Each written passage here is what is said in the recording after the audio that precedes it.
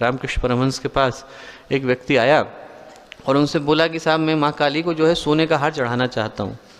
तो रामकृष्ण परमहंस बोले, भाई एक बात बता, तुझे लगता है कि तुझे सोना महत्वपूर्ण लगता है, तुझे लगता है भगवान के लिए भी महत्वपूर्ण है। हमें लगता है कि सोना कीमती है, तो क्या भगवान के लिए भी कीमती है? भगवान के लिए तो धूल के बराबर है।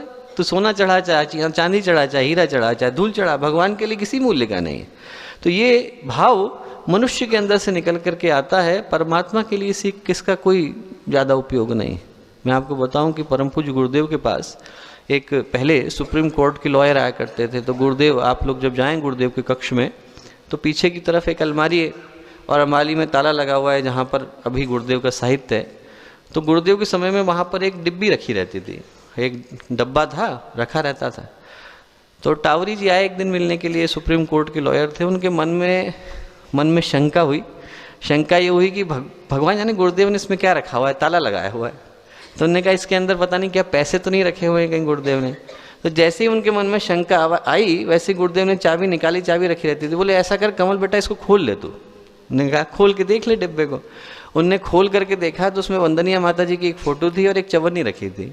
गुरुदेव बोले ऐसा कर तू इसे ले जा अपने साथ, चवन्नी को अपने साथ ले जा, माता जी की फोटो को छोड़ जा। तो जो संतोष गुरुदेव के मन में था, चाहे कहीं आ जाए, किसी चीज़ में चले जाए, जो हमें देखने को मिलता था।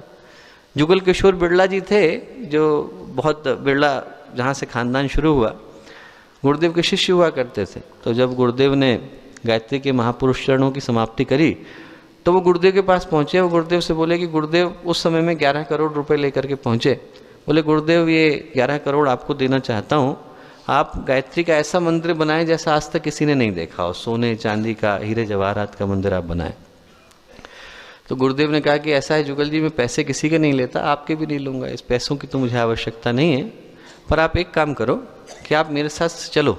मथुरा में थे, बोले हम लोग विश्राम घाट तक घूम करके आते हैं। चले, बोले उन लोगों को गिनना जिनके शरीर पर कपड़े नहीं हो, भूखे प्यासे हों, गरीब हों, ऐसे लोग गिनना। 100 लोग गिने जुगल किशोर जी ने, और अभी तक विश्राम घाट नहीं पहुंच पाए थे। तो गुरुदेव बोले एक बार बताओ जुगल जी कि आप 100 करोड़ का 150 करोड़ का मंदिर बनाना चाहते हो, 150 करोड़ का मंदिर बनेगा और बाहर व्यक्ति भूखा बैठा होगा, भगवान को अच्छा लगेगा?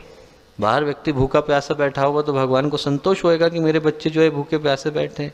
बोले आप सोने चांदी का मंदिर बनाओ, बाहर लोग जो है लाइन लगा करके खड़े हैं, तो कौन सा मंदिर चाहिए होगा? बोले इन पैसों को इनसे आप स्कूल खोलो, इनसे आप हॉस्पिटल खोलो, इनसे अनाथालय खोलो, इनको आप व्यक्ति व्यक्ति में भगवान देख करके उनकी सेवा में लगाओ।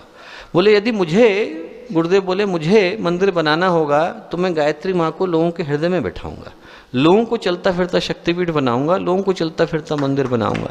कि मंदिर बन जाए और बाहर कुछ नहीं हो रहा हो, इसका फायदा नहीं है। तो दोस्तों, पहली चीज जो अध्यात्म में देता है वो देता है आत्मसंतोष। जितना मिला है, जितना हम लोगों को मिला है, वो हमारे उपयोग के लिए, हमारे जीवन के विकास के लिए पर्याप्त है। ये भाव हम लोगों को अध्यात्म के माध्यम से मिलता है। दूसरी चीज जो अध्यात्म देता है दोस्तों, वो देता है लोक सम्मान। कि लोग पद के आधार पर, पैसे के आधार पर, बहुत सारे दूसरे आधारों पर लोगों का सम्मान ले तो लेते हैं, पर वो हृदय से उठा हुआ प्यार नहीं है, वो हृदय से उठा हुआ सम्मान नहीं है, वो लोगों के मन से जन्म लेने वाली भावना नहीं है। लोगों को किसी के आधार पर चीज़ें मिल तो जाती हैं, पर वो लोगों के दिल से उठा हुआ प्यार नहीं।